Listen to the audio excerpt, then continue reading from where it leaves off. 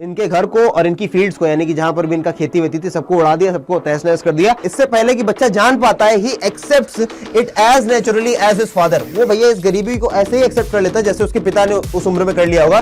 To do anything else would mean to dare. अगर यहाँ पर कुछ और नया करने की बात की जाए, है ना, चूड़ी बनाने के अलावा, तो ऐसा लगेगा जैसे कोई डेयर करने की बात कर रहा हूं, कोई बड़ी बात कर रहा हूं। खूब सारे जानवर और लोग रहा करते थे, वैसे ही पुरातन समय की तरीके यहाँ पे भी इंसान और जानवर एक साथ घर पे रह रहे हैं। नमस्कार दोस्तों, आप सभी का स्वागत है आपके अपने परिवार ह्यूमैनिटीज अड्डा 24/7 पर, और आपका स्वागत कर रहा हूं मैं आदित्य भैया, आपके ही अपने परिवार में, जिसका नाम है सीधी बात नो बकवास। हालांकि ये परिवार का नाम नहीं है, इस सीरीज का नाम है। ये एक वन शॉट सीरीज है जिसमें आपको सारे के सारे चैप्टर्स मिलने वाले हैं, उनके इंपॉर्टेंट क्वेश्चंस, उनका डिटेल्ड एक्सप्लेनेशन, उनकी समरी भी होगी, और आपके जो एक्सट्रैक्ट बेस्ड एमसीक्यूज है वो भी होने वाले हैं। तो आपकी जो पोएट्री सेक्शन है उसका पूरा का पूरा प्लेलिस्ट बन चुकी है। आप प्लेलिस्ट में जाइए, पूरी पोएट्रीज की आपको मिल जाएगी। Indigo chapter the last lesson, इनका भी पूरी तरीके से आपको कंटेंट दे दिया गया है। द रैट रैप चैप्टर का वन शॉट भेज दिया गया है आपको, यानी कि यूट्यूब पर अवेलेबल है। अब यहां पर आप देखने वाले हो टू स्प्रिंग। क्या ये टू स्प्रिंग लिखा है? नहीं, लॉस्ट स्प्रिंग चैप्टर का वन शॉट। पहले हम लोग बात करते हैं आखिरकार इस चैप्टर का नाम लॉस्ट स्प्रिंग क्यों है ना। कोई और बात तो बाद में होगी, पहले बात करते हैं लॉस्ट स्प्रिंग इसका नाम क्यों है। मैं हमेशा बच्चों को बताता हूं कि भैया चैप्टर का नाम तो समझो ना। लॉस्ट यानी कि खोया हुआ चांद, खोया खोया चांद, तो लॉस्ट यानी खोया हुआ, और स्प्रिंग यानी कि बसंत।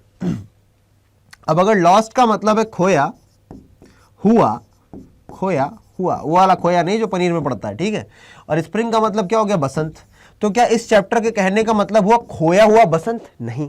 अब देखो, किसी भी इंसान के जीवन के कई सारे फेज होते हैं। सबसे पहले छोटा सा बच्चा होता है, और ले तो उसको बोलते हैं इन्फेंट। उसके बाद थोड़ा सा बड़ा हुआ चाइल्ड, तो चाइल्डहुड। उससे थोड़ा सा बड़ा हुआ तो एडोलिसेंस। उससे थोड़ा सा बड़ा हुआ तो एडल्ट। उससे थोड़ा सा बड़ा हुआ तो ओल्ड। फिर और बड़ा हुआ तो सेनाइल।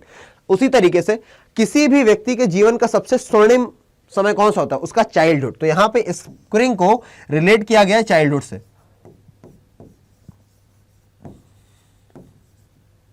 ठीक है।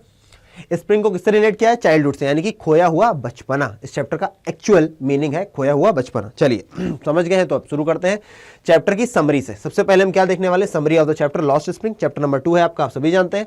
आइए, the chapter Lost Spring revolves around the harsh realities. कैसी realities? Harsh realities faced by the children of migrant waste pickers in the Seemapuri. Seemapuri कहां पर है? सीमापुरी बेटा ईस्ट दिल्ली में पड़ता है। कहां पड़ता है?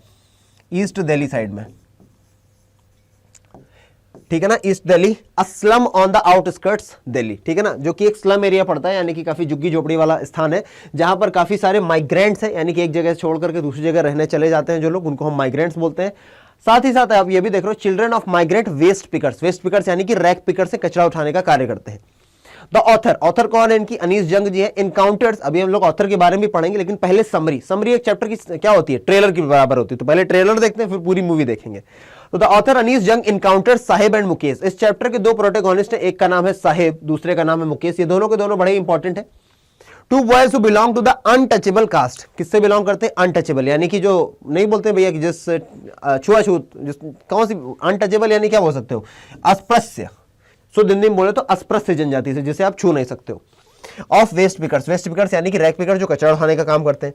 The boys spend there. अब देखो ये क्या लिखा? Two boys who belong to untouchable caste. हाँ, ये तो ठीक है, लेकिन मुकेश और साहिब दोनों के दोनों वेस्ट पिकर्स नहीं है ना। एक तो वेस्ट पिकर है साहिब, लेकिन ये जो मुकेश है भैया, ये चूड़ी बनाने का काम करता है ना, ये बैंगल मेकर है। The boys spend there days sorting through garbage. जितने भी बच्चे हैं जिसकी बात की जाएगी भैया, ये लोग अपना कचरा उठाने का काम करते हैं। सर्चिंग फॉर रिसाइकेलेबल आइटम्स, है ना, ऐसे आइटम्स जिनको दोबारा से रीयूज किया जा सके। The chapter explores the theme of poverty. अब इसकी थीम क्या है बेटा? गरीबी है, पॉवर्टी है। सोशल इनइक्वालिटी, यानी कि सामाजिक असमानता। साथ ही साथ the loss of childhood innocence. और जो बचपने में चाइल्डहुड खो देता है, बचपना छोड़ देता है, बचपना खो देता है बच्चा, जिसके कंधों पर खूब सारा भार आ जाता है पैसा कमाने का, उसका बचपना कहां रह गया? कहां उसका इनोसेंस रह जाएगा? साथ ही साथ The story delves into the lives of Sahib and Mukesh. यहां पर ये दो लोग हैं, एक साहिब होगा और एक मुकेश होगा। Highlighting the challenges they face. जो चैलेंजेस वो अपने जीवन में फेस करते हैं। Instead of attending school they are forced into child labour to support their families. उनको जिस एज में स्कूल जाना चाहिए था, उस एज में उनको फोर्स किया जा रहा है, उन छोटे छोटे बच्चों को चाइल्ड लेबर के लिए, है ना, छोटे छोटे बच्चों से चाइल्ड लेबर करवाए जा रहे हैं, कि बाला श्रम करवाया जा रहा है। They are deprived of education. Deprived of का मतलब होता है किसी चीज से वंचित रहना। तो ना तो वो एजुकेशन पा रहे हैं, ना तो उनका अच्छी तरीके से ध्यान रखा जा रहा है, हेल्थ केयर भी उनके पास नहीं है, and a chance to escape their grim living condition, जो उनकी बदतर लिविंग कंडीशन से उससे निकलने का चांस भी नहीं मिल रहा उनको।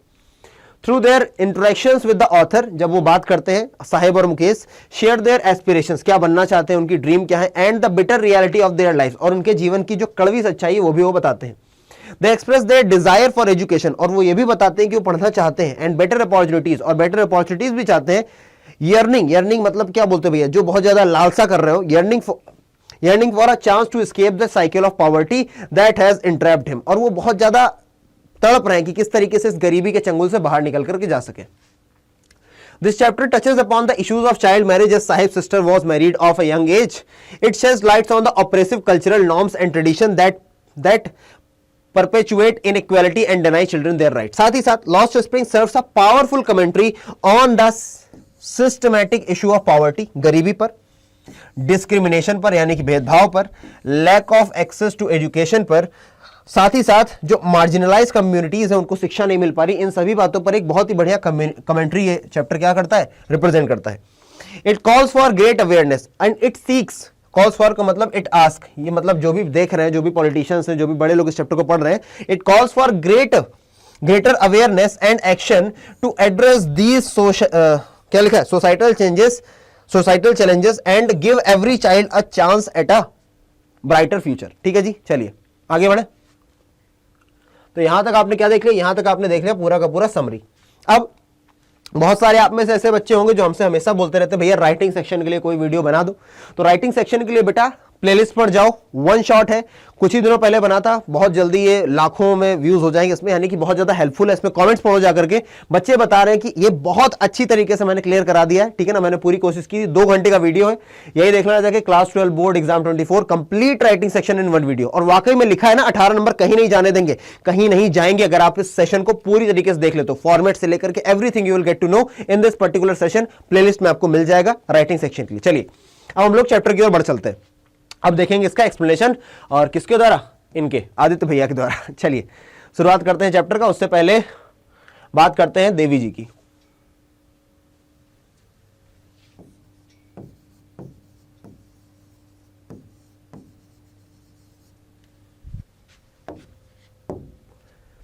तो भैया ऑथर कौन है, ऑथर है इनकी अनीस जंग, इनकी आप फोटो देख सकते हो। इनका जन्म हुआ था 1964 में। इनका जन्म कहां पर हुआ था, राउरकेला में, जिसको मैं मार्क कर रहा हूं वही इंपॉर्टेंट है। और साथ ही साथ इन्होंने अपना चाइल्डहुड कहां पर बिताया था भैया, हैदराबाद में बिताया था। She received her education in Hyderabad and in the United States of America. Her parents were both writers, इनके दोनों के दोनों माँ बाप क्या थे भैया, राइटर्स थे। Anis Jung began her career as a writer in India. She has been editor and columnist for major newspapers in India and abroad and has authored several books in It is the following excerpt from the, और ये जो किताब है, ये जो उन्होंने लिखा है किस किताब से भैया, book titled Lost spring stories of stolen Childhood. ये जो एक्सेप्ट है ना आपका लॉस्ट स्प्रिंग नाम का, जो आपके किताब में चैप्टर क्लास 12th में, ये इस किताब का पार्ट है, Lost spring stories of stolen Childhood. Here she analyzes the grinding poverty and traditions which condemned these children a life of exploitation। ठीक है जी, यानी कि इस चैप्टर में ये बताएंगे किस तरीके से जो गरीब बच्चे हैं उनको किस प्रकार की समस्याओं का सामना करना पड़ता है, कैसे बेचारे एक्सप्लॉइट होते हैं समाज के द्वारा, उनके घर वालों के द्वारा, ये सब आपको इस चैप्टर में देखने को मिलेगा। चलिए let's begin the chapter. Sometimes I find a rupee in the garbage. अब देखो ये यहां पर आपको लेडी दिखाई दे रही है, अनीस जंग जी। ये कौन है, ये अनीस जंग किससे बात कर रही है, ये बात कर रही है साहिब से। ठीक है, साहिब कौन है, साहिब एक रैग पिकर है, यानी कि कूड़ा उठाने वाला है। अनीस जंग जी बात कर रही है साहिब से। तो यहां पर sometimes I find a rupee in the garbage, ये कौन बोल रहा है, ये साहिब बोल रहा है ना। इसका पूरा नाम साहिब आलम है, आपको बाद पता चलेगा ही चलेगा। साहिब बोल रहा है कि कभी कभी मुझे 1 रुपए मिल जाता है गार्बेज यानी कि कचड़े से, गार्बेज यानी कि कचड़े से। Why do you do this, I asked. आई यहां पर कौन है, आई यहां पर अनीस जंग जी है। आई कौन है, एजे अनीस जंग जी है। वो पूछ रही है तुम करते ही क्यों कूड़ा उठाने का काम। Sahib whom I encounter every morning scrounging for gold in the garbage dumps of my neighborhood। अब वो बता रही है कि मैं इससे रोज इनकाउंटर करती हूँ। इनकाउंटर का मतलब ये नहीं होता आप मिल जाते हो, मीट बाई चांस। अब आपका रास्ता है आपके काम पर जाने का रोज एक ही टाइमिंग पर, और आपको उसी समय पर कोई व्यक्ति काम करता दिखता है तो आप मिल जाओगे ना, चाहते नहीं हो पर वो मिल जाओगे, टाइमिंग ऐसी है आप लोगों की। तो ये बता रही है कि मैंने उससे पूछा तुम ये क्यों करते हो, जिससे मैं रोज सुबह मिलती हूँ, स्क्राउंजिंग, छानबीन। स्क्राउंजिंग का मतलब क्या है, स्क्राउंजिंग का मतलब होता है छानबीन करते हुए पाती हूँ मैं उसे गोल्ड। गोल्ड का मतलब क्या है, सोना है। गोल्ड का मतलब भैया कोई भी ऐसा आइटम जिसको बेच करके पैसा आ सके। ठीक है ना, in the garbage dumps, garbage dumps यानी कि जहां पर बहुत सारा गार्बेज रहता है, इन माई नेबरहुड यानी कि मेरे पड़ोस में, ठीक है। Sahib left his home long ago, Sahib ने अपना घर बहुत पहले छोड़ दिया था। Set MS the green fields of Dhaka, इसका घर कहां पर था, ग्रीन फील्ड्स ऑफ ढाका, यानी कि ढाका की जो हरी हरी खलिहान था वहां पर इसका घर हुआ करता था। His home is not even a distant memory, और इसका घर अब इसके दिमाग में मतलब बचा भी नहीं, जब बहुत छोटा था, जब ये वो ढाका छोड़ करके बांग्लादेश छोड़ करके भारत आ गया। There were many storms that swept away their fields and homes, अब इसका क्या मतलब है, बहुत सारे क्या है, बहुत सारे स्टॉर्म्स आए, बहुत सारे तूफान है जिसने उड़ा के कहां ले गए, swept away their fields and homes, जिसने इनके घर को और इनकी फील्ड्स को, यानी कि जहां पर भी इनका खेती वेती थी, सबको उड़ा दिया, सबको तहस नहस कर दिया। हिज मदर टेल्स हिम, उसकी मम्मी उसको यही बताती कि भैया किस तरीके से तुम्हारा जो भी ढाका में था हमारा सब कुछ बर्बाद हो गया, इसलिए हम लोग को यहां आना पड़ा। दैट्स व्हाई दे लेफ्ट, इसी लोग ये इन लोगों ने बांग्लादेश को छोड़ दिया। Looking for gold in the big city where he now lives, looking for the gold, looking for the gold का मतलब क्या है, looking for the livelihood, gold का मतलब यहां पर क्या है, लिवलीहुड, लिवलीहुड को हिंदी में क्या बोलते हैं, आजीविका, आजीविका, क्लियर है। आजीविका की खोज में ये लोग कहां चले हैं भैया, भारत चले हैं। भारत में भी कहां पर है, भारत में भी सीमापुरी में, यानी कि दिल्ली में। चलिए आगे बढ़ते हैं। I have nothing else to do he mutters looking away, और वो क्या बोल रहा है, मेरे पास कुछ और करने को नहीं। मटर्स का मतलब होता है बहुत धीमे धीमे बोलना, या फिर आप बोल सकते हो बुदबुदाना, क्या बोल सकते हो, बुदबुदाना। जब कोई बहुत धीमे बोलता है तो उसको हम क्या बोलते हैं, क्या बुदबुदा रहे हो भैया मुंह में, तो भैया I have nothing else to do, मेरे पास कुछ और करने के लिए नहीं, वो धीरे से बोला, लुकिंग अवे, दूर देखते हुए। गो टू स्कूल आई से ग्लिबली, है ना, मैंने उससे कहा कि भैया स्कूल जाया करो। आई से ग्लिबली, ग्लिबली का मतलब है, मैंने उसको समझ लिया कि उसको मेरी एडवाइस कितनी हल्की लग रही। ग्लिबली का मतलब बोलते ही मुझे लगा यार कि मैं जो भी बोल रही हूँ ये इसके काम नहीं आएगा, बिल्कुल फालतू की बात मैं बोल रही हूँ कि स्कूल जाया करो, इसके पास पैसे नहीं, कहां से जाएगा school. Realising immediately how hollow the advice must sound, और मैंने जब ये उससे बोला ना कि स्कूल जाया करो, उसी समय मुझे लगा यार मैंने कितनी हल्की बात बोल रही हूँ, उसको लगेगा भी कि भैया स्कूल कैसे जा पाएगा, वो मैंने उससे ये बोली क्यों दिया, मतलब कि खुद ही शर्मिंदगी फील कर रही है ये। There is no school in my neighbourhood when they built one I will go, वो बोलता है हमारे जो अड़ोस पड़ोस में, हमारे पड़ोस में कोई भी स्कूल नहीं है, जब वो बना देंगे एक स्कूल तब मैं चला जाऊंगा। If I start a school would you come, I ask. अब ये देखो अनीस जंग जी पूछ रहे हैं उससे, वो भी मजे मजे में पूछने की, अगर मैं एक स्कूल खोल दूं तो क्या तुम आओगे वहां पर पढ़ने, है ना, थोड़ा सा मजाक पूछा, तो वो बोला yes, he says smiling broadly, उसने बोला हाँ मैं जरूर पढ़ने आऊंगा, बहुत स्माइल करते हुए। A few days later I see him running up to me, और कुछ दिनों बाद मैंने उससे देखा कि वो मेरी तरफ दौड़ता हुआ आ रहा था। Sahib is your school ready, और मुझसे आगे पूछता कि आपका स्कूल रेडी हो गया है। अब देखो, it takes longer to build a school I say, है ना, embarrassed at having made a promise that was not meant. अब मैंने क्या बोला कि अरे स्कूल बनाने में काफी टाइम लगता है, और ये बोलते समय मुझे बुरा लग रहा था, मैं एम्बैरेस फील कर रही थी, मैं शर्मिंदगी फील कर रही थी, क्योंकि मैंने उससे एक ऐसा वादा कर दिया था जो मैं पूरा नहीं करने वाली थी। बट लेकिन promises like mine abound in every corner of his bleak world। abound का मतलब होता है something which is in abundance, है ना, इन अबंडेंस। अब अबंडेंस का मतलब क्या होता है, अबंडेंस का मतलब होता है बेटा अधिकता में, है ना, जो चीज बहुत ज्यादा एम्पल अमाउंट में होती है। अब ब्लीक का मतलब क्या है, ब्लीक का मतलब है यू नो सैड, ब्लीक का मतलब है सैड, जो बहुत ही ज्यादा दुखद जीवन है इसका, है ना। वो ये भी बोल रही कि मेरे जैसे वादे तो इसके जीवन में भरे पड़े रहते हैं। कभी कोई पॉलिटिशियन आकर के वादा कर जाता है कि आप लोगों के लिए ये करेंगे, कभी कोई वादा कर जाता है कि आप लोगों के लिए इतना सब कुछ किया जाएगा, लेकिन करता कोई नहीं है, केवल वादे ही होते हैं। और इनके पास चारा भी क्या है, बेचारे वादे जो लोग कर देते हैं उन्हीं वादों को ये लोग मानते रह जाते हैं कि हाँ भैया क्या पता ये हमारे भले हो, वादा कर रहे हैं, सही कर रहे होंगे। आगे बढ़ते हैं, आराम से सीखेंगे, ठीक है ना। After months of knowing him I ask him his name, बहुत समय से जब मैं उसे जानती थी तब मैंने उससे उसका नाम पूछा, उसने मुझे अपना नाम बताया, साहिब आलम। इफ, और मैंने सोचा, और जिसका मतलब क्या था, जिसका मतलब लॉर्ड ऑफ यूनिवर्स, यानी कि इस पूरे संसार का राजा। तो ही वुड हैव हार्ड, अगर उसे ये बात पता होती, यहां पर जो लिखा हुआ है ना, if he news it's meaning Lord of the universe he would have a hard time believing it, अगर उसे इस बात का मतलब पता होता कि उसके नाम का मतलब क्या है तो उसको बड़ा कठिनाई होती है इसको समझने में। Unaware of what his name represents he roams in the streets with his friends an army of barefoot boys who appear like the morning birds and disappeared at noon. ये पूछा जाता है किस तरीके से ऑथर बता रही है, तो बताती है वो मॉर्निंग बर्ड्स की तरीके। अगर उसको यहां पर बोल रही है कि अगर उसका नाम अपना पता होता कि यार मेरा नाम तो लॉर्ड ऑफ द यूनिवर्स है और मैं क्या काम करता हूं, तो जो अनअवेयर है अपने दोस्तों के साथ भैया नंगे पैर घूमा करता है, बेयर फुट यूज किया है, जैसे मॉर्निंग बर्ड्स होती है ना, एकदम से चिड़िया आती है चहचहाती है सुबह और एकदम दोपहर में गायब हो जाती हैं, डिसअपीयर्ड एट नून, है ना, दोपहर में गायब हो जाती हैं बच्चे। Over the months I have come to recognise each of them, धीमे धीमे जितने भी इसके दोस्त थे इन सभी को मैं रिकॉग्नाइज करने लगी थी, यानी कि पहचानने लगी थी, है ना, रिकॉग्नाइज यानी पहचानना। Why aren't you wearing chappals, I asked one, मैंने उनमें से एक बच्चे से पूछा कि भाई साहब तुम चप्पल क्यों नहीं पहने हो बेटा। My mother did not bring them down for the self, he answered simply, तो उस बच्चे ने क्या बोला कि मेरी मम्मी जो है ना वो दराज से नीचे नहीं उतारती, दराज अलमारी नहीं होती, अलमारी सबसे ऊपर वाला पार्ट, दराज से मेरी मम्मी चप्पल नीचे नहीं उतारती, हम नीचे नहीं उतारती तो पहनेंगे कैसे, ठीक बात है। आगे even if she did he will throw them off it's another who is wearing shoes that do not match. अब देखो दूसरा बच्चा बोलता है कि अगर उसकी मम्मी उतार भी देंगे ना चप्पल तो भी उन्हें वो फेंक देगा। ये कौन बच्चा बोल रहा है, कोई दूसरा बच्चा जो भैया कैसे जूते पहने जो जूते उसके मैच नहीं कर रहे हैं, एक पता क्या पता काला है एक एकदम हरा है, अलग अलग कलर के। When I comment on it he shuffles his feet, है ना, when I comment on it, he shuffles his feet and says nothing. I want shoes, says a third boy who has never owned a pair of all his life, है ना। और जब मैंने इस बात पर कुछ बोला, जब उसने बोला था ना कि मैं जूते फेंक दूंगा, तो उसने क्या किया, शफल अपने जूतों को इधर उधर किया और इधर उधर देखने लगा और उसने कुछ बोला भी नहीं। I want shoes, तीसरा बच्चा बोलता है मैं जूते चाहता हूं, और एक ऐसा बच्चा ही जिसने आज तक अपने जीवन में कभी भी जूते नहीं पहने।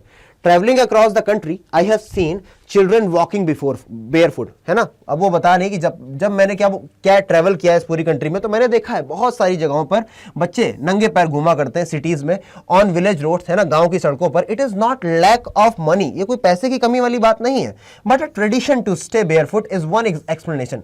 ये लोग अपने आप को ये बात बता देते हैं कि भैया हम लोग तो गरीब हैं, चप्पल क्या ही पहने, चप्पल तो बड़े लोग पहनते हैं, तो अपने लिए ट्रेडिशन मान करके बैठ गए और ये लोग चप्पल वैसे भी नहीं खरीदते। बहुत महंगी नहीं आती है लेकिन तब भी अपनी गरीबी को छुपाने के लिए ये चप्पल नहीं पहनते और वो पैसा भी बचाते हैं।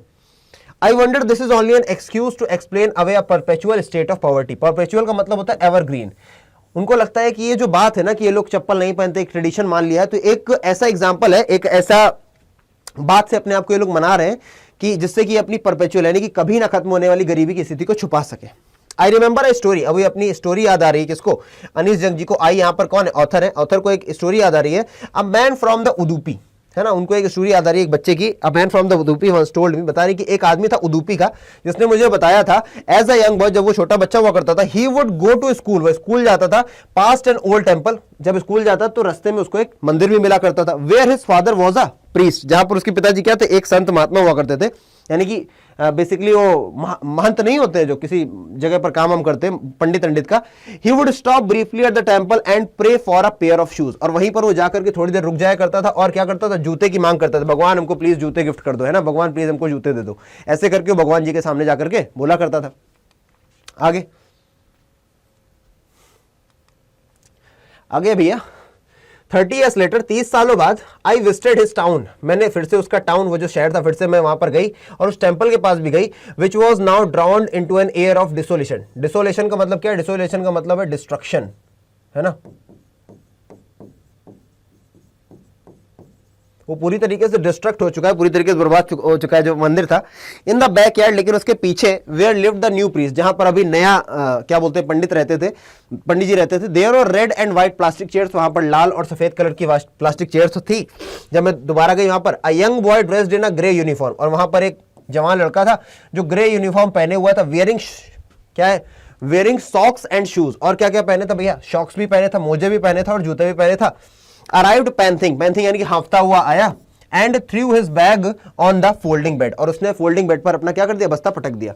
लुकिंग एट द बॉय, उस बच्चे को देखते हुए, I remembered the prayers another boy had made, कि भैया दूसरा बच्चा क्या बोलता था भगवान से कि एक बार जूते अगर मेरे पास आ गए तो मैं कभी भी उन जूतों को अपने से दूर नहीं जाने दूंगा। Let me never lose them, कभी भी मेरे से दूर ना जाए जूते। The goddess has granted his prayer, ऐसा लगता है मान लो भगवान ने उसकी प्रेयर मान लियो। Young boys like son of the priest now wore shoes, है ना, और आजकल के जो छोटे छोटे बच्चे हैं जैसे कि प्रीस्ट पंडित जी जैसे लोगों के बच्चे, वो जूते उते पहनते हैं। But many other like the rag pickers in my neighbourhood remain shoelace, लेकिन उनमें से बहुत सारे ऐसे हैं जो अभी भी शूलेस है, जिनके पास पहनने को जूता नहीं है। My acquaintance with the barefoot rag pickers leads me to Seemapuri, और मेरी जान पहचान जो थी ऐसे बच्चों से, एक्वेंटेंस का मतलब क्या है, मेरा परिचय, मेरा परिचय जो है ऐसे बेयर फुटेड यानी कि नंगे पैर वाले बच्चों से, रैक पिकर्स यानी कि जो कूड़ा कचरा उठाते हैं, लीड्स मी टू सीमापुरी, मुझे सीमापुरी ले गई। A place on the periphery of Delhi, है ना, पेरीफेरी यानी कि दिल्ली के जो आउटर सर्कल में पड़ती है, yet miles away from it, हालांकि तभी बहुत दूर है दिल्ली से। Metaphorically those who live here are squatters who came from Bangladesh, है ना, यहाँ पर जो भी लोग रहते हैं वो क्या करते हैं, कूड़ा बिनने का काम करते हैं, और सभी के सभी बांग्लादेश से आए हुए हैं। बैक इन 1971 में ये लोग आए। Sahib family is among them, Sahib की फैमिली भी उनमें से एक है। Seemapuri was then a wilderness. Seemapuri उस समय एक बहुत ही खाली एरिया हुआ करता था दूर दूर तक। इट स्टिल इज, अभी भी एक खाली जगह है, but is no longer empty, लेकिन अब खाली नहीं है, है ना, अभी भी जगह वैसी है लेकिन अब खाली नहीं है। इट स्ट्रक्चर्स ऑफ मड, अब यहां पर आपको क्या देखने को मिलेगा, यहां पर आपको मड के स्ट्रक्चर्स यानी कि घर देखने को मिलेंगे छोटे छोटे, है ना, झोपड़ियां देखने को मिलेंगी, with roofs of tin and tarpaulin, जिसकी छतें कैसी होंगी, ऐसी झोपड़ियां जिनकी छत पर टिन होगी या फिर तिरपाल पड़ी होगी। डिवाइड ऑफ सीवेज, ना तो यहाँ पर सीवेज की व्यवस्था है, शौच की व्यवस्था है, ड्रेनेज सिस्टम की व्यवस्था नहीं है। यहाँ पर रनिंग वाटर्स आपको इधर उधर दिख जाएगा और लगभग 10,000 लोग, 10,000 रैक पिकर्स कचरा उठाने वाले यहाँ पर रहते हैं। They have lived here for more than 30 years, ऐसे लोग यहाँ पर लगभग 30 सालों से रह रहे हैं। विदाउट एंड आइडेंटिटी, बिना किसी आइडेंटिटी के, बिना किसी आधार कार्ड के, विदाउट परमिट, बिना किसी परमिट के, बिना किसी, बट विद राशन कार्ड्स, लेकिन इनके पास राशन कार्ड्स हैं, that get their name on the voters list, और इस तरीके से इनका नाम वोटर आईडी लिस्ट पर आ जाता है। Enable them two by grain, और जिससे ये जाकर के धान अनाज खरीद पाते हैं। Food is more important for survival than an identity, है ना, और जो भोजन होता है भैया सर्वाइवल के लिए सबसे ज्यादा इंपॉर्टेंट होता है भैया, आपकी आइडेंटिटी से भी कहीं ज्यादा। जिंदा रहोगे तब तो आइडेंटिटी आपकी मानी जाएगी ना, वरना आइडेंटिटी कौन जानेगा। If at the end of the day we can feed our families and go bed without an aching stomach, we would rather be here than in the fields that give us no grain, say a group of women, tartar यानी कि फटी पुरानी साड़ियों में, when I asked them why they left their beautiful land and green fields and rivers, जब मैंने वहां की महिलाओं से पूछा सीमापुरी की कि आपने आखिरकार अपना हरे भरे घर को क्यों छोड़ दिया, तो वो औरतें बताती हैं जो अपनी टार्टर साड़ीज यानी कि फटी पुरानी साड़ी पहनी, मैली कुचैली साड़ी पहने हुए हैं, वो बताती है कि भैया अगर हम लोग यहाँ पर रह करके अपने जब सोने जाते हैं कम से कम खाना खा कर तो सोते हैं, हमारा पेट हमसे गुहार तो नहीं लगाता कुछ खाने को दे दो, तो भैया आइडेंटिटी भले ना मिले लेकिन खाना मिल जाए तो हम लोग उससे खुश हैं यहाँ पर, इसलिए हम यहाँ रहना प्रेफर करते हैं, इसीलिए हम वापस नहीं जाते। ठीक है, next. Wherever they find food, they pitch their, अच्छा तुमको पता है, पता होना चाहिए यार तुम्हारा, तुमको पढ़ाने वाला कितनी मेहनत कर रहा है ना।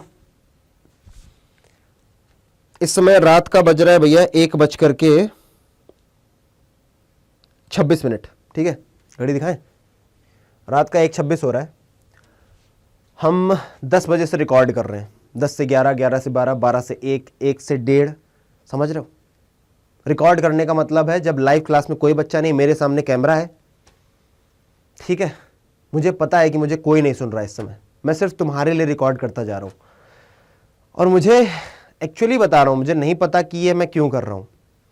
कभी कभी मुझे लगता है ये मजबूरी है मेरी करना, क्योंकि मुझे लाइव पढ़ाना तो तब भी समझ में आता है, पर ये करना मुझे नहीं समझ में आता। लेकिन ये भी लगता है कि जब एंड मोमेंट आता है ना, जब पेपर का वो मोमेंट आता है जब तुम वन शॉट मांग रहे होते हो अपने आप से, क्योंकि तुम में से जाने कितने बच्चे हैं जिसने साल भर पढ़ाई नहीं की।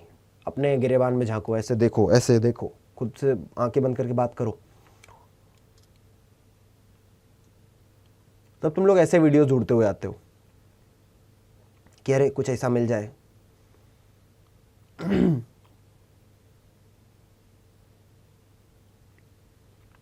मेहनत करो यार,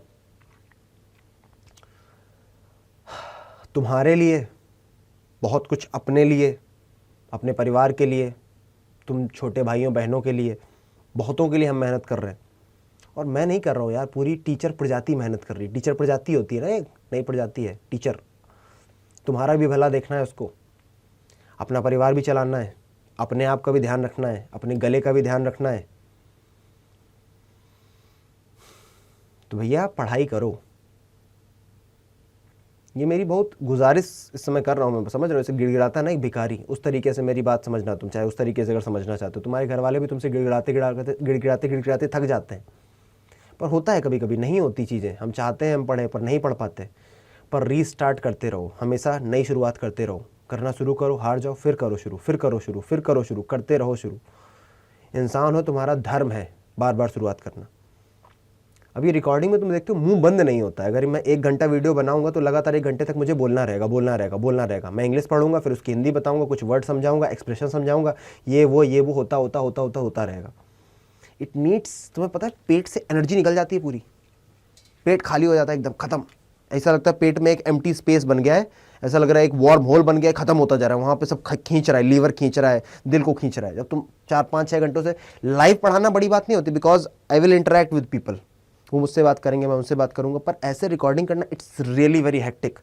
पर ये सिर्फ तुम्हारे लिए हो रही है, क्योंकि जब तुम एग्जाम टाइम पे आते हो ना परेशान होकर के, यार अब एक क्लास देख लें उतने में भला हो जाए, तो ये वो क्लासेस हैं जिनको टीचर मर मर कर रिकॉर्ड करता है। एक्चुअली बता रहा हूँ, मर मर कर रिकॉर्ड करता है। कोई टीचर रिकॉर्डिंग नहीं करना चाहता अनटिल अनलेस वो लाइव पढ़ाता नहीं हो तो, पर करते हैं हम।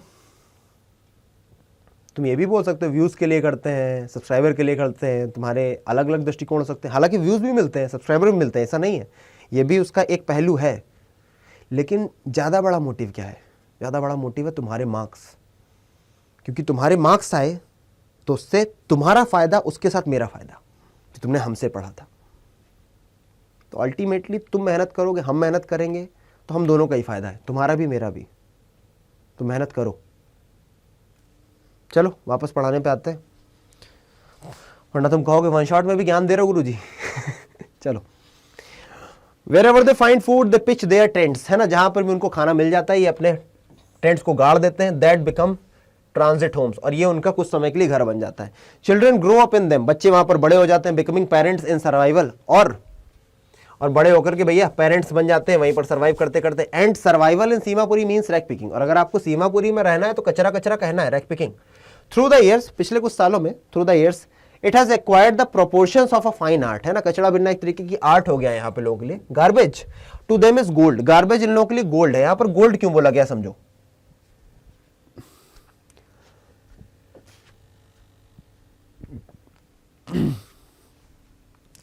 तुम गोल्ड को बेचते हो, गोल्ड और कचरा दोनों की इनकैशमेंट वैल्यू होती है। इनकैशमेंट वैल्यू क्या है? गोल्ड लेकर के आओ, सुनार के पास जाओ, उससे पैसा मिल जाएगा, उस पैसे से अपना खाना पीना खरीदो, घर खरीदो, जो खरीदना खरीदो। कचरा लेकर के आओ, कचड़े की दुकान पर जाओ, बेच दो, पैसा मिलेगा, उससे भी खाना वाना खरीदो, जो खरीदना खरीदो। यानी कि गोल्ड और कचरा दोनों बेचने पर पैसा ही मिलता है। वो बात अलग है, गोल्ड को बेचने पे इतना पैसा मिलेगा, है ना, और कचरे को बेचने पे इतना सा पैसा मिलेगा, पर दोनों के बदले पैसा ही मिल रहा है ना, इसलिए उसको गोल्ड बोला गया। ठीक है ना, चलो समझ गए तुम। It is their daily bread, है ना, ये जो कचड़ा है इनके लिए क्या है? डेली ब्रेड, इनकी रोजी रोटी का काम है। और रूफ ओवर देयर हेड्स, है ना, इनके ऊपर जो छत है ना इसी कचड़े के कारण है। Even if it is leaking, भले उससे पानी टपक रहा हो लेकिन तब भी रूफ तो है ना, but for a child it is even more, है ना, लेकिन बच्चे के लिए जो कचड़ा है वो और भी ज्यादा है। I sometimes find a rupee even a 10 rupee note, वो बता रहा भैया कभी कभी मुझे 1 रुपए मिल जाता है, कभी कभी 10 रुपए का नोट मिल जाता है। साहिब बोलता है हिज आईज लाइटिंग अप, और जब ये बोल रहा है ना वो साहिब, तो उसकी आंखें एकदम चमक रही हैं। When you can find a silver coin in the heap of garbage, you don't stop scrounging. वो बोल रहा है अगर आप ऐसे कचड़े में एक सिल्वर कॉइन कभी पा सकते हो तो भैया आप कभी छानबीन करना बंद नहीं करते हो। For there is hope of finding more, क्योंकि हमेशा होप रहती क्या पता आपको और मिल जाए। It seems that for children garbage has a meaning of different from what it means to their parents. ऐसा लगता है जो बच्चे हैं ना उनके लिए गार्बेज का मतलब कुछ अलग है। गार्बेज उनके लिए एक वंडर है, बल्कि उनके पेरेंट्स के लिए सर्वाइवल है। आपसे एमसीक्यूज में पूछा जाता है क्वेश्चन कि बच्चों के लिए गार्बेज क्या है, आगे आएगा क्वेश्चन में, उड़ा दूंगा एकदम 1 सेकंड, फिर मत कहना जल्दी बता दिया। यहां पर सीख लो, बच्चों के लिए गार्बेज क्या है? वंडर है ना, और पेरेंट्स के लिए सर्वाइवल है कि भैया पैसा आएगा उससे खाना पीना चलेगा। For the children it is a wrapped in wonder, है ना, वंडर है। For the elders it is means of survival. चलिए आगे बढ़ते हैं। One winter morning I see Sahib standing by the fenced gate of the neighbourhood club. एक सुबह मैंने देखा ठंडी की कि नेबरहुड क्लब के बगल में वो खड़ा हुआ था, देख रहा था 2 यंग मैन को खेलते हुए। क्या खेलते हुए देख रहा था? टेनिस खेलते हुए देख रहा था। I like the game he hums, उसने धीमे से बोला कि भैया मुझे गेम पसंद है। Content to watch is standing behind the fence, और बहुत ही संतुष्ट लग रहा था वो इस गेम को देखते हुए। क्या देखा? टेनिस खेल रहे 2 लोग। Go inside when no one is, है ना, और वो बताता I go inside when no one is around, बताता है भैया जब कोई नहीं होता तो मैं अंदर जाता हूं। He admits the gatekeeper lets me in the swing, है ना, जो गेट कीपर है मुझे अंदर जाने जाता है और अंदर जाके झूला झूलने देता है जब कोई नहीं होता है। Sahib two is wearing tennis shoes that look very strange over his discoloured shirt and shorts. उसने भी क्या पहन रखे हैं? टेनिस शूज पहन रखे हैं, जो कि बहुत ही अजीब लग रहे हैं क्योंकि डिस्कलर्ड शर्ट और शॉर्ट्स पहने उसने, मतलब कि टी शर्ट और शॉर्ट बहुत ही अलग अलग कलर के पहने हुए। Someone gave them to me, किसी ने मुझे ये दिए थे। He says in the manner of an explanation, कैसे बोलता है? एक एक्सप्लेन करते हुए कि, है ना, जूते कहां से पाए, है ना, वो बता रहा है कि अरे मेरे पास जूते आए थे, किसी और ने दे दिए थे। The fact that they are discarded shoes of some rich boy who perhaps refuse to wear them because of a hole in one of them does not bother him। और बता रहे भैया कि शायद किसी अमीर बच्चे ने जूतों को क्या कर दिया, डिस्कार्ड कर दिया था, छोड़ दिया था, इसीलिए मुझे ये जूते मिल गए और मैं ये पहन रहा हूं, ठीक है ना। लेकिन मुझे ये होल बिल्कुल भी बॉदर नहीं करता है। For one who has walked barefoot even shoes with a hole is dream come true, है ना। कोई एक ऐसा व्यक्ति जिसने जीवन भर नंगे पैर चला हो, अगर उसको, है ना, बहुत समय तक नंगे पैर चला हो, उसको भले जूता मिल जाए, भले उसमें छेद ही क्यों ना हो, उसके लिए तो भैया सपना पूरा होने के बराबर है ना। आगे देखेंगे, but the game he is watching is so intense, क्या लिखा है, intentionally is out of his reach, है ना। वो जो गेम देख रहा है उसकी रीच से बाहर है, क्योंकि बहुत पैसा लगता है टेनिस वेनिस खेलने में। In the morning Sahib is on his way to the milk booth, in his hand is a steel canister. एक बार वो कहा जा रहा था भैया, साहिब जा रहा था एक बार मिल्क बूथ में, और उसके हाथ में क्या था, एक स्टील कैनिस्टर था। I now work in a tea stall down the road, और बता रहा है कि पता है मैं वहां पर टी स्टॉल में काम करता हूं। He says pointing in the distance, है ना, एक जगह को उंगली दिखाते हुए ऐसे बता रहा है, ठीक है। I am paid 800 rupees and all my meals, और मुझे क्या मिलता है, मुझे यहां पर मुझे 800 रुपए मिलते हैं और सारा का सारा खाना मिलता है। Does he like the job, क्या उसे अपना काम पसंद है। आई आस्क, मैंने उससे पूछा क्या तुम्हें अपना काम पसंद है। हिज फेस, अब हिज फेस आकी छोड़ दो, यहां से देखो, his face has lost the care free look. मैंने देखा, आई सी, मैंने क्या देखा कि उसका जो चेहरा है, his face, I see his face has lost. अब ये बीच में डाल दिया तो तुमको डर लगता है कि क्या लिख दिया। मैंने देखा कि उसका चेहरा पूरा का पूरा केयर फ्री लुक छोड़ दिया, वो जो बेपरवाह हुआ करता था ना कि भैया मस्ती में घूमता था, अब नहीं रह गया है।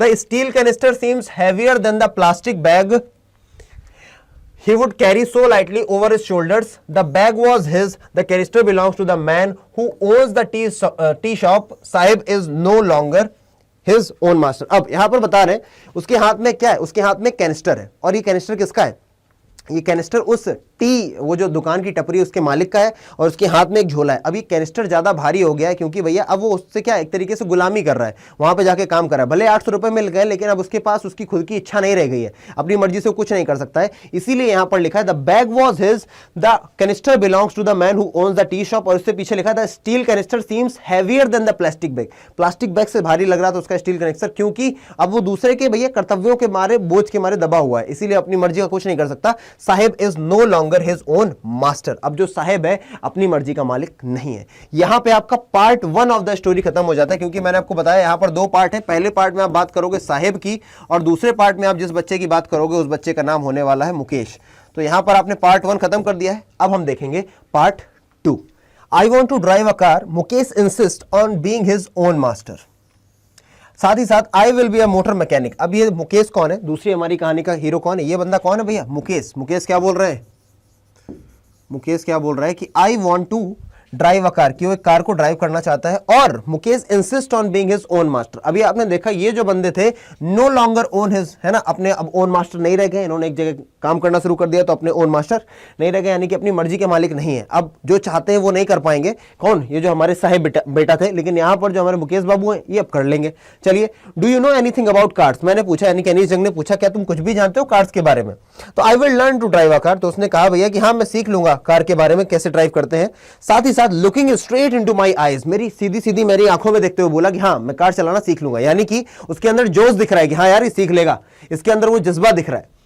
His dream looms like a mirage amidst the dust of streets that fills his own town Firozabad famous for the bangles। उसका जो ड्रीम है वो लूम्स, थोड़ा सा धुंधला धुंधला उसकी आंखों में दिख रहा है, एक मिराज की तरीके, मिड्स यानी कि किसके बीच में, ये जो किस जगह पर वो रहता है, वो फिरोजाबाद में रहता है, जहां पे भैया लोग पूरा दिन किस काम को करते हैं, पूरा दिन काम करते हैं बैंगल मेकिंग का। और फिरोजाबाद फेमस भी किसके लिए भैया, बैंगल मेकिंग के लिए। तो उसका जो सपना है, उसका सपना क्या है कि भैया मोटर मैकेनिक बनना है। उसकी आंखों में धुंधला धुंधला सा दिख रहा है, एक मिराज की तरीके दिख रहा है, जैसे कि ये जो स्ट्रीट है ना, कहां की, फिरोजाबाद की, जहां पर खूब सारी धुंध है, उसके बीच में उसकी आंखों में वो सपना दिख रहा है कि हाँ यार ये मोटर मैकेनिक बन जाएगा। ठीक है जी, पढ़ते हैं आगे। ये क्या है, चलो। Every other family in Firozabad is engaged in making bangles. जितनी भी वहां की फैमिलीज हैं, कहां की, फिरोजाबाद की, वो सारी की सारी क्या काम कर रहे हैं भैया, इंगेज है, यानी कि कार्यरत हैं, क्या काम करने में, बैंगल बनाने में। It is the centre of India's glass blowing industry, और ये फिरोजाबाद सेंटर है ग्लास ब्लोइंग इंडस्ट्री, यानी कि जहां पे कांच से सामान बनाया जाता है। Where families have spent generations working around furnaces, जहां पे कई सारी फैमिलीज ने पूरा का पूरा जीवन बिता दिया फर्नेसेस के आसपास काम करने में, यानी कि भट्टियों के आसपास काम करने में, वेल्डिंग ग्लास, है ना, ग्लास को वेल्ड करने में, making bangles for the women in the land it seems. ऐसा लगता है जैसे कि पूरी की पूरी दुनिया धरती के लिए यही लोग क्या बना रहे हैं, यही लोग क्या बना रहे हैं, चूड़ियां बना रहे हैं। Mukesh family is among them, और मुकेश की फैमिली भी इन्हीं में से एक है जो क्या बनाती है, चूड़ियां बनाती है। None of them know that it is illegal for children like him to work in the glass furnaces with high temperatures in dingy cells without air and light. और इनमें से कोई भी नहीं जानता है कि ये अवैधानिक है ना। अवैधानिक का मतलब क्या हो गया, इलीगल, कि ये अवैधानिक है क्या करना, इन छोटे छोटे बच्चों से काम करवाना इन छोटी छोटी सेल्स में। यहां पर डिंगी सेल्स यूज हुआ है, क्या वर्ड यूज हुआ है, डिंगी सेल्स। डिंगी सेल्स का मतलब है छोटी छोटी सेल्स, ना तो जहां पर क्या है, ना तो जहां पर प्रॉपर तरीके से लाइट आती है, और जहां पर टेम्परेचर बहुत ज्यादा है, जहां पर जान माल का खतरा भी है, ना तो एयर है ना ही लाइट आती है। That the law if enforced, अगर यहां पर कानून को लागू किया गया, could get him and all those 20,000 children out of the hot furnaces where they slog their daylight hours। और जितने भी यहां पर 20,000 बच्चे, अगर यहां पर कानून लागू किया गया तो इन सभी बच्चों को बाहर निकाल दिया जाएगा। वो बच्चों की संख्या कितनी, 20,000, उन सभी लोगों को बाहर निकाल दिया जाएगा, बच्चों को बाहर निकाल दिया जाएगा उन हॉट फर्नेसेस से, उन सभी डिंगी सेल्स से, often losing the brightness of their site. और इन बच्चों की क्या है, दिन के समय भी ये लोग उसी छोटे छोटे कमरे, अंधेरे कमरों में काम करते रहते हैं, और ऑफन कई बार तो इनकी आंख की रोशनियां भी खराब हो जाती हैं। मुकेश's eyes beam as he volunteers to take me the home which he proudly says is being rebuilt। और मुकेश की आंखें तुरंत चमक गई, कैसे, जब उसने कहा कि मेरा घर पता है अभी नया नया रीबिल्ड हुआ है, नया नया मरम्मत हुई है, और वो मुझे अपने घर तक ले जा रहा था, यानी कि अपने घर की तरफ ले जाने लगा था। चलिए आगे बढ़ते हैं, आगे बढ़ना तो पीछे नहीं ठीक है, चलो को ऊपर उचका देते हैं ताकि देख सके आपको, ठीक है। We walk down stinking lanes choked with garbage. Stinking है ना, बदबूदार लेन्स है, वहां पर हम लोग वॉक कर रहे हैं। यहां पर हम लोग कौन है, एक तो हमारी ऑथर हो गई है ना, जिन्होंने लिखा है इस चैप्टर को, और दूसरा कौन है, प्लस मुकेश। ये दोनों लोग जा रहे हैं भैया रास्ते से होते हुए, ठीक है, ये दोनों लोग जा रहे हैं। Stinking lanes choked with garbage, जो एकदम कचड़े से क्या है, भरी पड़ी है। चोक्ड मतलब भरी पड़ी है। Past homes that remain hovels with crumbling walls, और ऐसे यहां पर घर हैं जो एकदम क्या भी है, क्रम्बलिंग वॉल्स, जहां की जर्जर दीवारें, वॉबली डोर्स, एकदम ढुलमुल दरवाजे, पता चला गिर जाए अगर, इतना ढीले मिले कुछ दरवाजे। नो विंडोज, कोई खिड़कियां नहीं है, और क्राउडेड विद फैमिलीज, और इतनी सारी फैमिलीज है, साथ ही साथ ह्यूमंस भी और एनिमल्स भी हैं, दोनों एक साथ रह रहे हैं। को एग्जिस्टिंग यानी कि साथ में रह रहे हैं, इन अ प्रीमेवल स्टेट। जैसे कि पहले के समय में एक ही घर में खूब सारे जानवर और लोग रहा करते थे, वैसे ही पुरातन समय के तरीके यहां पे भी इंसान और जानवर एक साथ घर पे रह रहे हैं।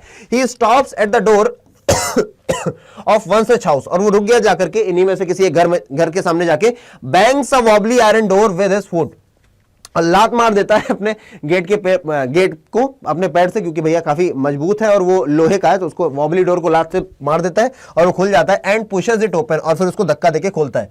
We enter a half built shack, है ना, आधा अधूरा कुछ बना सा है ना, जो झोपड़ी टाइप का, उसके अंदर हम घुसते हैं। In one part of it, इसके एक पार्ट में, thatched with the dead grass, यहां पर क्या है, एक सूखी घास है, जिससे क्या हुआ है भैया, भरा गया ताकि ऊपर से रोशनी ना आए, सूर्य की गर्मी ना लगे।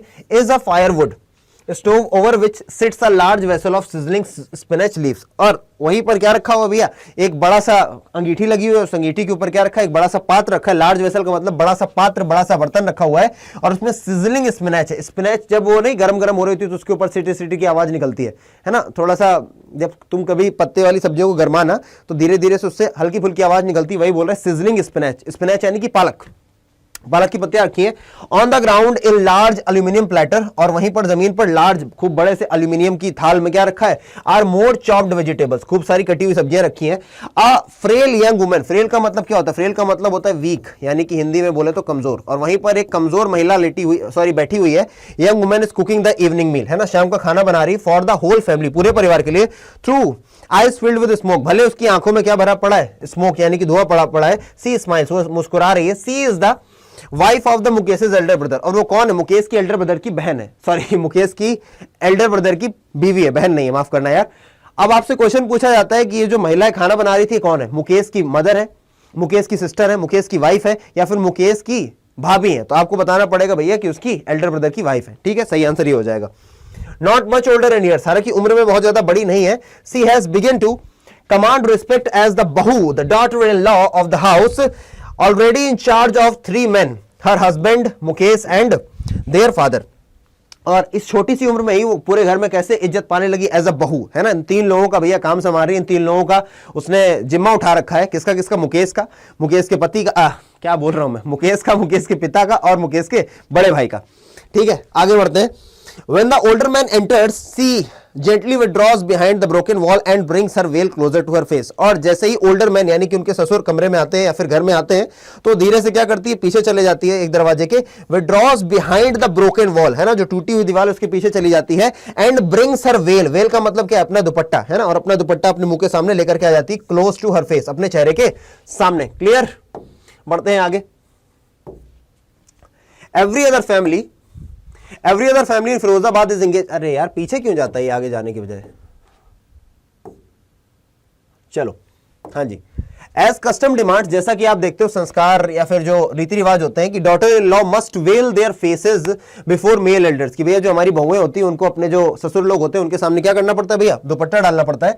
इन this case the elder is an impoverished bangle maker. और इस सिचुएशन में जो वृद्ध है, जो ससुर है, कैसे इम्पावरिज्ड, यानी कि इम्पावरिश का मतलब क्या होता है, मतलब कि जिसके पास ना तो पावर है, ना तो पैसे से पावर है, ना ही स्टेटस से पावर है, ना तो मतलब कि कोई सामाजिक पावर है, कुछ भी नहीं है। इम्पावरिश बैंगल मेकर, यहां पर एक ऐसा व्यक्ति कौन है, बैंगल मेकर, चूड़ी बनाने वाला है। Despite long years of hand labour, भले ही उसने कई सालों तक हाथ से काम किया, hand labour, hard labour, sorry, बहुत मेहनत से काम किया है। फर्स्ट एज अ टेलर, पहले तो टेलर का काम करते थे, देन अ बैंगल मेकर, फिर उसके बाद बैंगल मेकर का काम किया। He has failed to renovate a house, sent his two sons to school, all he has managed to do is to teach them what he knows, the art of making bangles। और ये कई सारी चीजों में fail हुए जो उनके ससुर हैं, जैसे कि अपने घर को अच्छे से बनवा पाना, साथ ही साथ अपने दोनों बच्चों को स्कूल में पढ़ा पाना, लेकिन जो उन्होंने किया है वो सिर्फ इतना है कि अपने दोनों बच्चों को बैंगल मेकिंग सिखा दी, जो उन्हें खुद भी आती है। It is his Karma. अभी कौन बोल रहा है, पढ़ो, 2 लाइनें पढ़ो जरा नीचे की।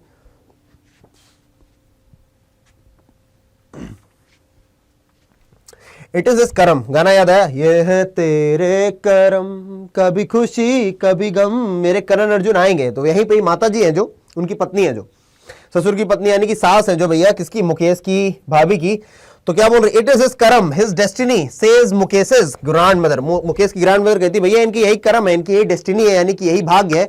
अगर आपका जन्म, उनका मानना यह है कि अगर आपका जन्म होता है बैंगल मेकर के परिवार में तो आपको जीवन भर चुनिया ही बनानी पड़ेंगी और आप अपने भाग्य से बच नहीं सकते। आपको वही काम करना पड़ेगा जिस कास्ट में आप पैदा हुए हैं, आप कहीं नहीं जा पाओगे। She means to say that right.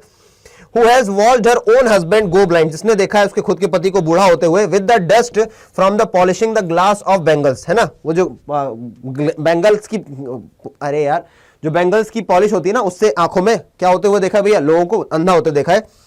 Can a God given lineage ever be broken? क्या ये जो lineage चली आ रही, जो ये एक परंपरा चली आ रही है, भैया भगवान ने दे दिया कि भैया हमारा लड़का है ना, उनके पिताजी, फिर उनके पिताजी, सारे के सारे बैंगल मेकर थे और ये अभी भी बैंगल मेकिंग का ही काम कर रहे हैं, है ना। मेरा पति करता था, मेरा बेटा कर रहा है, क्या पता उसका बेटा भी करे। क्या ये जो गॉड गिवन lineage कभी टूट पाएगी, कभी खत्म होगी? सिंपलाइज उनके कहने का मतलब था, कहने का मतलब ये था, born in the caste of bangle maker they have seen nothing but bangles, कि भैया अगर आप पैदा हो गए किसमें, बैंगल मेकर्स की फैमिली में, आप कुछ भी नहीं देख पाओगे जीवन भर सिवाय बैंगल्स के।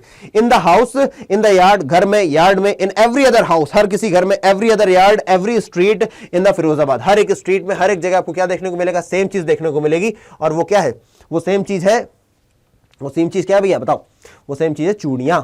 बोले चूड़ियां बोले साजना। चलो, spiral of bangles, Sunny gold, paddy green, है ना, खूब सारी स्पाइरल ऑफ बैंगल्स, स्पाइरल यानी कि खूब सारे गट्ठे मिलेंगे तुमको देखने को बैंगल्स के। सनी गोल्ड, है ना, सूर्य की तरीके एकदम चमकती हुई, है ना, सुनहरे रंग की। पैडी ग्रीन, जैसे धान होती है ना, उसको बोलते हैं पैडी, धान के तरीके हरे हरे रंग की। रॉयल ब्लू, पिंक, पर्पल, बैगनी, every colour born out of the 7 colours of the rainbow, जितने भी रेनबो से कलर निकलते हैं सभी कलर की चूड़ियां। लाइन माउंट्स, है ना, एकदम गट्ठों की तरीके पड़ी रहती हैं। इन अनकेम्प्ड यार्ड्स, है ना, बड़े बड़े यार्ड्स में पड़ी रहती है। Are piled on 4 wheeled hand carts pushed by young man along the narrow lanes of the shanty town, है ना, वो जो नहीं होती है भैया, तुम देखते हो ठेला होता है, एक तरफ से दूसरी तरफ उसके ऊपर खूब सारी चूड़ियां रखी है, लोग इधर उधर ले जाते हैं। एंड इन डार्क हटमेट्स, यानी कि झोपड़पट्टी, इन अंधेरी झोपड़पट्टियों में, next two lines of the flames of flickering oil lamps, जहां पर खूब सारे क्या है, फ्लिकरिंग का मतलब जो लपझप हो रहा है ना, तुम देखते हो कि लौ जो होती है, क्या बोलते हैं कि आग की ऐसे ऐसे होती रहती है, फ्लेम जो होती है। तो जो ऑयल लैंप्स है उनकी जो बत्ती है वो ऐसे ऐसे हो रही है। सिट बॉयज एंड गर्ल्स, वहां पर कौन बैठे हैं उसके बगल में, लड़के और लड़कियां बैठे हैं। With their fathers and mother, किसके साथ, अपने पिता और माताओं के साथ। Welding pieces of coloured glass, और वो क्या काम कर रहे हैं, वेल्ड कर रहे हैं भैया पीसेस ऑफ कलर्ड ग्लासेस। साथ ही साथ इनटू सर्कल्स, क्या कर रहे हैं भैया, उनको सर्कल गोल बनाने में लगे हुए of bangles.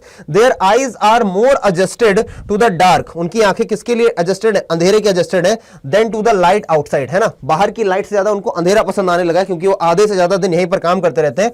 That is why they often and up losing, इसीलिए कभी कभी ऐसा होता है कि उनकी जो आईसाइट होती है वो वीक हो जाती है और कभी कदार तो अंधे भी हो जाते हैं बिफोर दे बिकम एडल्ट, है ना।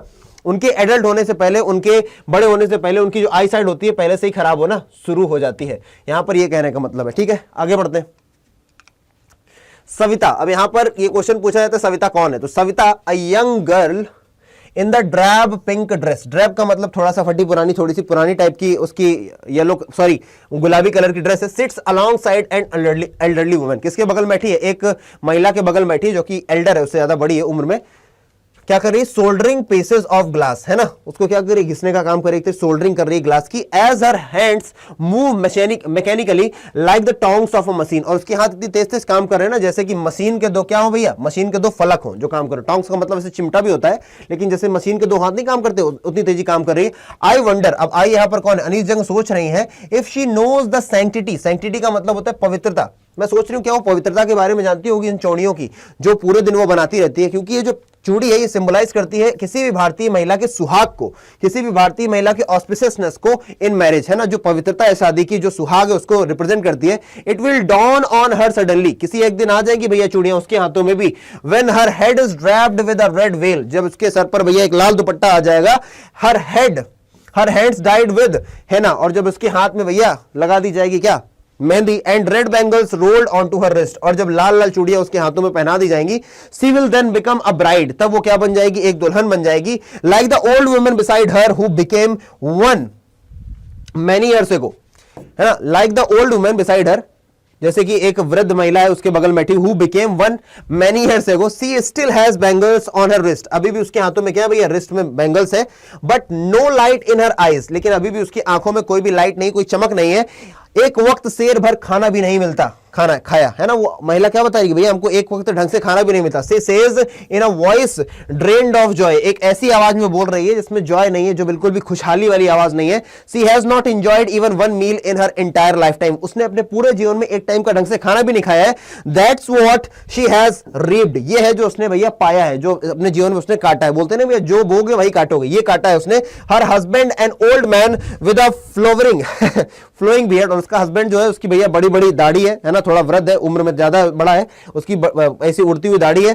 सेस कहता है, I know nothing except bangles, मैं बैंगल्स के अलावा कुछ नहीं जानता। All I have done is make a house for the family to live in, मैंने जो भी आज तक कर पाया है बस एक परिवार बना लिया अपने परिवार के लिए, एक घर बना लिया है अपने परिवार के लिए। क्लियर है, आगे बढ़ते हैं। अरे चेंज बाबा, चलो आगे बढ़ते हैं। Hearing him, one wonders if he has achieved what many have failed in their lifetime, है ना। Hearing him, उसको सुन करके कई लोग तो वंडर करते हैं वहां पर रहने वाले कि उन लोगों ने तो वो भी अचीव नहीं किया, उन्होंने तो घर भी नहीं बनवा पाया, उसने कम से कम अपने माथे के ऊपर एक, अपने सर के ऊपर एक छत तो बना ली। The cry of not having money to do anything except carry on the business of making bangles, not even enough to eat rings in every home, ठीक है ना।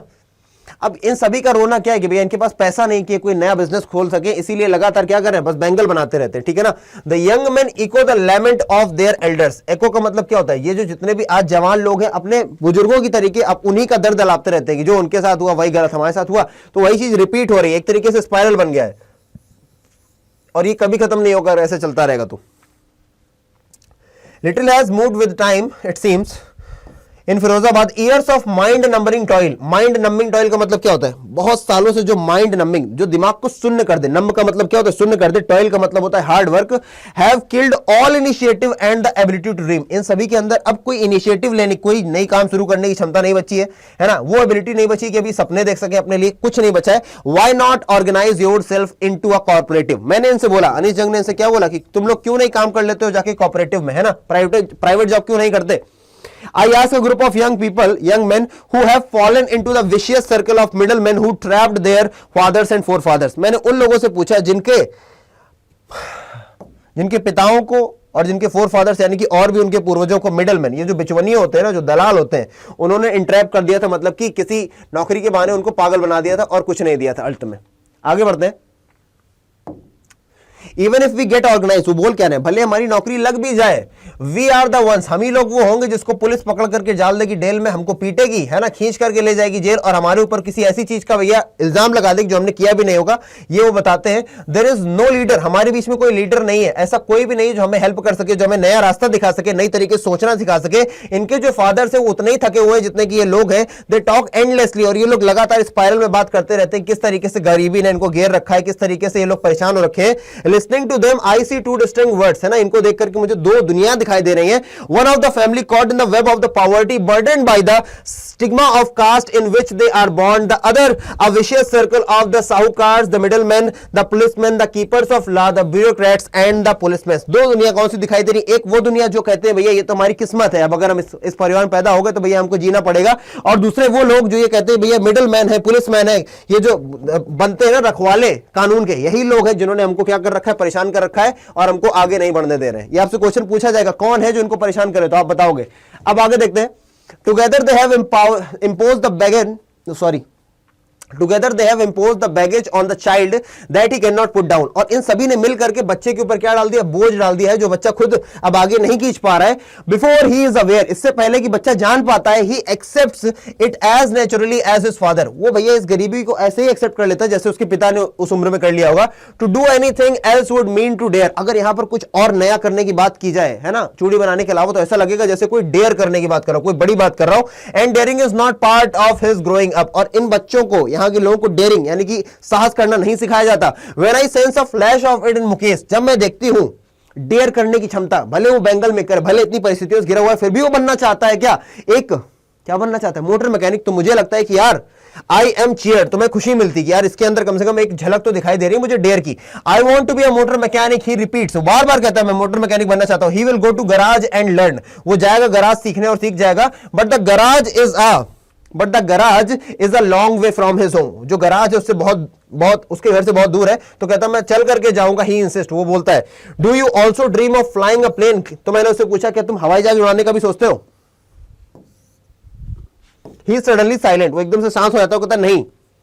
स्टेयरिंग एट द ग्राउंड, है ना, ग्राउंड को देखते हुए। In his small murmur, वो धीरे से बोलता है नहीं मैं नहीं सोचता। There is an embarrassment that has not yet turn into regret. वहां पर एक एम्बैरेसमेंट है लेकिन अभी वो पछतावे में नहीं बदली है। कारण क्या है, he is content to dream of cars, वो अभी कार के बारे में क्या करते हैं, ड्रीम करके संतुष्ट है। Because he sees hurtling down the streets of the town, because that he sees hurtling down the street of his town few airplanes fly over Firozabad. क्योंकि ऐसा है कई सारी गाड़ियां जो हर्टलिंग यानी कि वहां से बू बू करते हुए निकल जाती हैं, लेकिन बहुत कम एरोप्लेन है जो फिरोजाबाद के ऊपर से गुजरते हैं। तो भैया जो देखेगा उसी के बारे में तो सपने बुन पाएगा, जिस चीज को उसने देखा ही नहीं है उसके बारे में वो क्या ही सपने बुनेगा। बात समझ रहे हो। चलो यहां से आपका क्या खत्म हो जाता है, पूरे के पूरा एक्सप्लेनेशन खत्म हो जाता है। अब आपके पास आने वाले हैं भैया एक्सट्रैक्ट बेस्ड एमसीक्यूज। तो अब एक्सट्रैक्ट बेस्ड एमसीक्यूज देखते हैं और जितनी स्पीड हो सके उतनी स्पीड में काम करेंगे, ठीक है।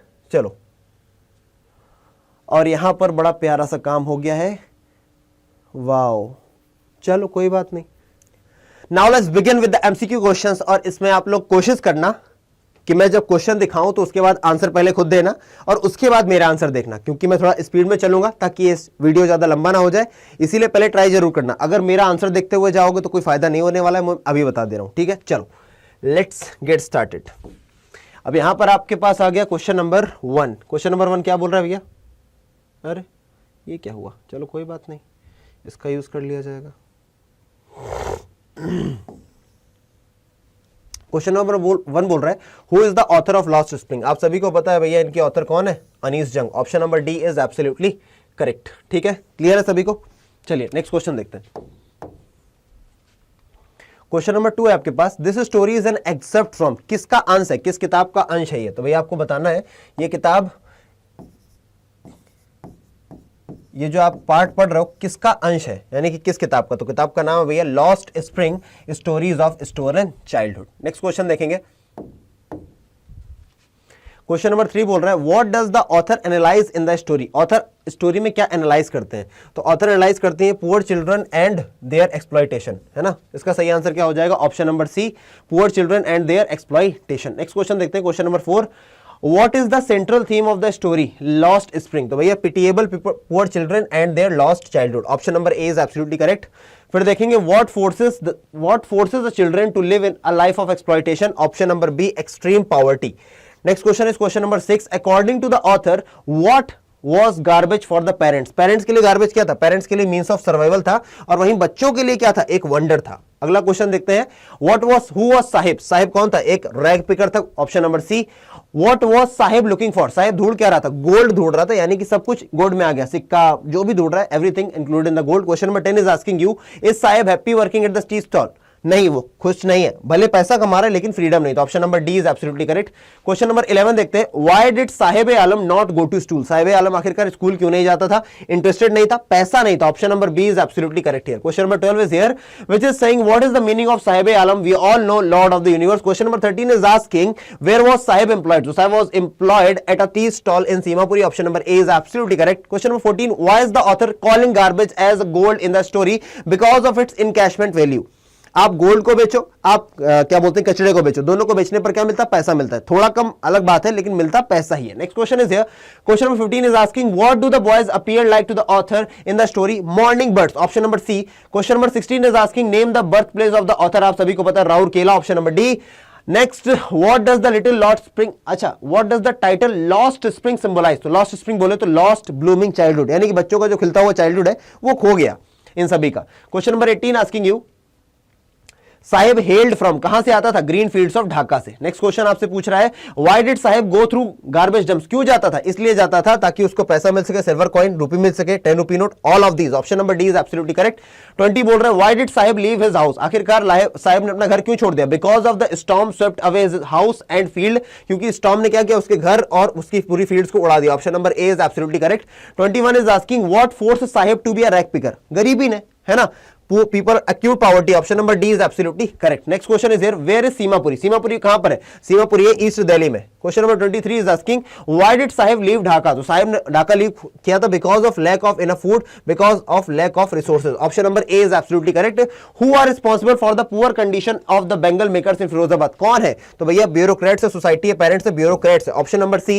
Next question is here, what efforts can help Mukesh materialise his dreams of becoming car driver? तो भैया hard work, going to garage जाएगा तभी सीखेगा, और जब गराज ओनर से सीखेगा उसके गाइडेंस लेगा। Option number D, all these. What are the hazards of working in the glass Bengal industry? क्या वो hazards है? Poor health, impaired vision, vision खराब हो जाना, देखने में क्षमता, miserable life, all of these. Option number D. Who employs the local families in Firozabad? भैया एक ही चीज है, glass blowing industry. Option number D is absolutely correct. 28 is asking what is the function of glass blowing industry?